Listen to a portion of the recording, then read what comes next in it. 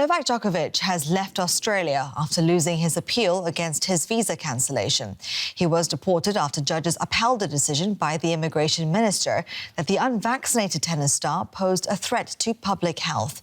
It comes after a 10-day legal battle that began when Djokovic arrived to compete in the Australian Open. He was hoping for an unprecedented 21st Grand Slam win. An unwanted return for Novak Djokovic. The reigning champion flew out of Australia after losing his court battle, to the dismay of his crestfallen supporters, many of them Serbian expatriates. He had an exemption to come here and play tennis. He was allowed to come here, and that's what you should be doing. It's a political stunt. This is just so political. Injustice must be overturned. No one must play. But for others in a country that has endured one of the world's strictest coronavirus lockdowns, Djokovic's admission to Australia would have been the injustice.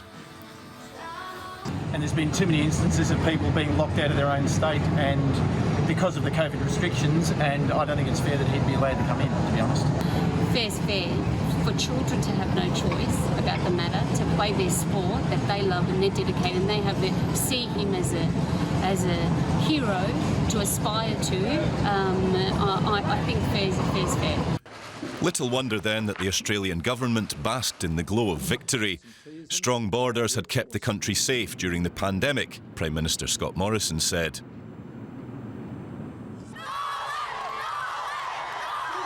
Unsurprisingly, the decision didn't go down so well in Belgrade, where Djokovic is venerated. It was very easy for Australian authorities to say from the very beginning that, only vaccinated, only inoculated people could enter Australian territory, but they didn't say so. And after that, they forgot about it and they wanted to create alleged political principles which were not principles at all. In purely sporting terms, the decision leaves a superstar-shaped hole in the Australian Open. The Serb has bagged 9 of the last 14 titles. He is now denied the chance to add to that haul, not only this year, but potentially at the following 3 tournaments, should normal deportation rules apply. For now, Djokovic is also denied a shot at a record 21st major title. The 34-year-old said he was extremely disappointed, but that he would respect the ruling, one whose implications, both sporting and political, are seismic. For more on this, I'm joined by Max Folden, ABC News journalist, currently in Melbourne. So Max, Djokovic has now left Australia. This clearly isn't one of the games he was able to win. We also heard a mixed view from Australians there about whether he was treated fairly. What are the Australians you've spoken to been saying? Well, look, yeah, I do think there's a sense in the community that, he was sort of trying to dodge the rules. A poll in one of the Melbourne newspapers today showed that some 71% of voters believed he should be deported and not allowed to participate in the Australian Open.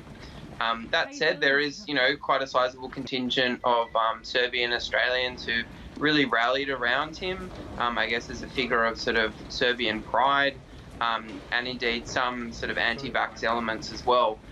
Nevertheless, I do think there has sort of been a general sense in the community, given the strict COVID restrictions, that indeed, yes, him not getting vaccinated in order to play was sort of flying in the face of some of that.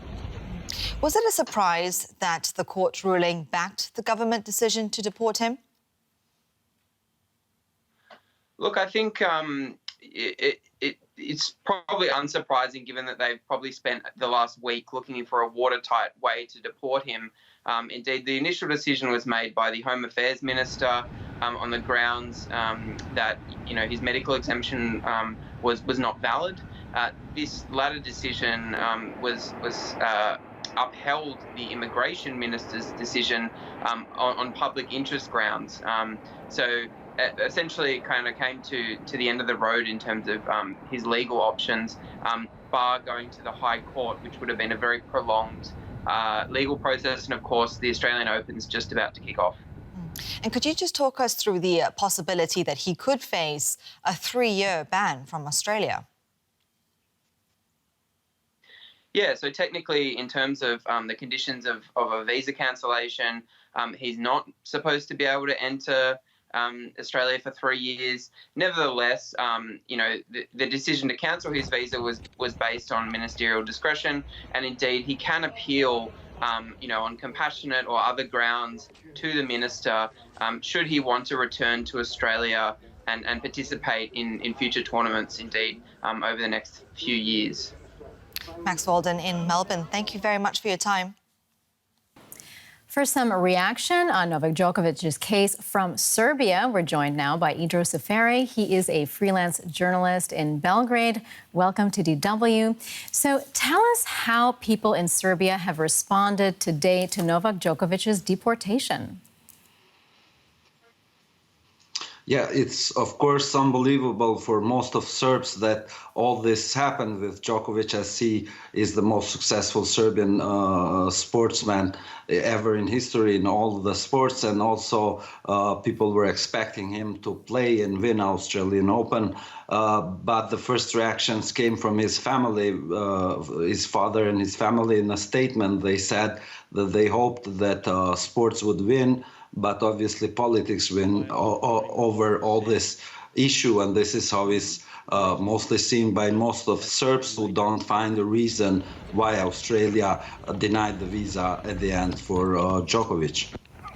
Well, we did hear in our piece from Serbia's president, he's calling the case a political witch hunt, and many other people, as you mentioned, keep saying this was political. But Djokovic is not a politician. So what do you think the president and Serbs mean by this?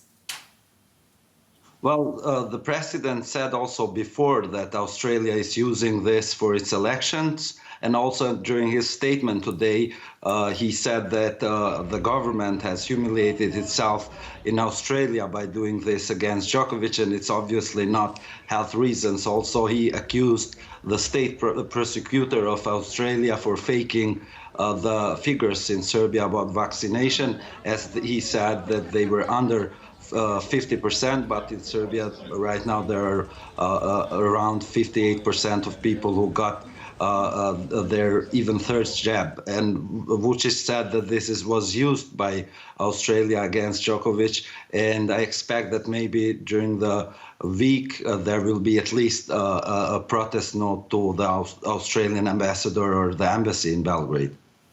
Well, you mentioned that around 58% of people in Serbia are vaccinated or even just have a single vaccination. Is it then that there are many people in Serbia who are sympathetic to Djokovic because of his position on vaccines? I wouldn't think so. Also, in Serbia, there are anti-vaccine movements, but mostly the government and public has been promoting the vaccines as a solution, and also the measures of government here are according to the vaccines. So they say that they don't need to be too harsh in the measures, but people have to get vaccines, and also even in the shopping malls, people could get the vaccines before, and the government was paying money to people to get the vaccines. And also Serbia was among 20 countries to get the vaccines in the beginning, and Mr. Vučić as president was very proud about this, but they mostly are supporting him also because they see him as a national hero, and Djokovic promoted Serbia all around the world, which is not easy for a Balkan country. That was journalist Idrosofer reporting from Belgrade. We appreciate it. Thank you.